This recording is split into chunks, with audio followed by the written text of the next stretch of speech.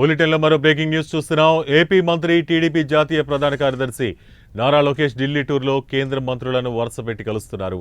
అయితే ఆయన ఢిల్లీ టూర్లో అందరినీ ఆకట్టుకున్న విషయం ఏంటంటే భారత ఉపరాష్ట్రపతి జగదీప్ ధన్ఖడ్ని కలవటం. ఆయన రాజ్యాంగబద్ధ పదవిలో ఉన్నారు.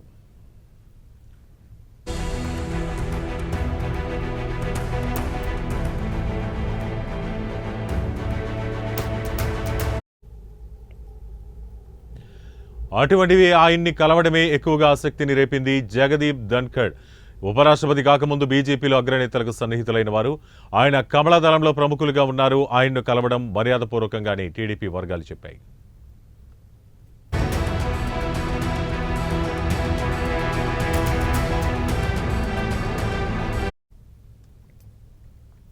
ఇక ఉపరాష్ట్రపతితో లోకేష్ సమావేశం కూడా చక్కగా సాగింది. యువనేతగా ఉన్న లోకేష్తో ఉపరాష్ట్రపతి చాలా విషయాలు చర్చించారని పార్టీ వర్గాలు పేర్కొన్నాయి. ఈ విధంగా ఈ మీటింగ్ ఆసక్తిని పెంచితే మరో సమావేశం కూడా చర్చనీయాంశమైంది. అదే కేంద్ర హోంమంత్రి అమిత్ షాతో లోకేష్ సమావేశం. దాదాపుగా అరగంట పాటు లోకేష్ కేంద్ర హోంమంత్రితో భేటీ అయ్యారు. ఏపీకి సంబంధించిన అన్ని విషయాలు చర్చించారని పార్టీ నేతలు చెప్పారు. అంతేకాకుండా లోకేష్ తాను చేసిన వేలాది కిలోమీటర్ల యువగలం పాదయాత్రకు సంబంధించిన పుస్తకాన్ని అమిత్ షాకు అందించారు.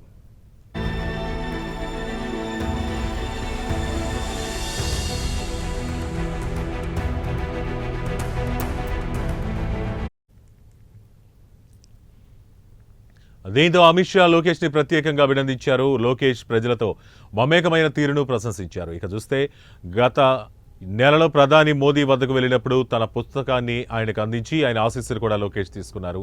చాలాసేపు ఆనాడు మోడీతోనూ లోకేష్ చర్చించారు. ఇప్పుడు అమిత్ షాతో భేటీతో కేంద్రం పెద్దల గుడ్ లుక్స్లో యువనేత ఉన్నారన్న సంకేతాలు అందింది. ఏపీలో టీడీపీ ఒక ప్రాంతీయ పార్టీ, సొంతంగా రాజకీయం చేస్తున్న పార్టీ. అయితే కూటమిలో భాగస్వామిగా ఉన్నందున బీజేపీ పెద్దలతోనూ సాన్నిహిత్యం పెంచుకోవాల్సి ఉంది.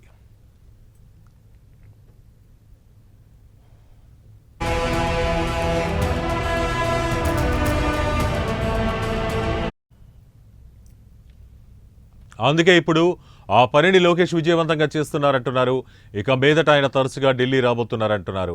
రాష్ట్రానికి సంబంధించిన అనేక సమస్యలను కేంద్ర మంత్రుల వద్ద ప్రస్తావించి వాటిని పరిష్కరించుకోవటం, అదే సమయంలో కేంద్ర పెద్దలను కలిసి వారితో మరింత అనుబంధం పెంచుకోవటం, ఇలా బహుముఖమీయమైన కార్యాచరణతో లోకేష్ ఢిల్లీ పర్యటనలు ఉండబోతున్నాయని అంటున్నారు.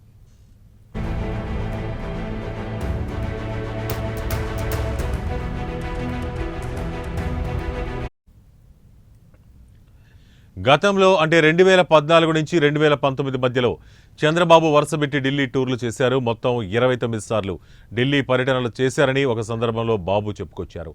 అది నాట్ పరిస్థితి, ఇప్పుడు అది ఒకప్పటి పరిస్థితి. ఇప్పుడు కలిసి వచ్చిన కొడుకుగా లోకేష్ ఉన్నారు.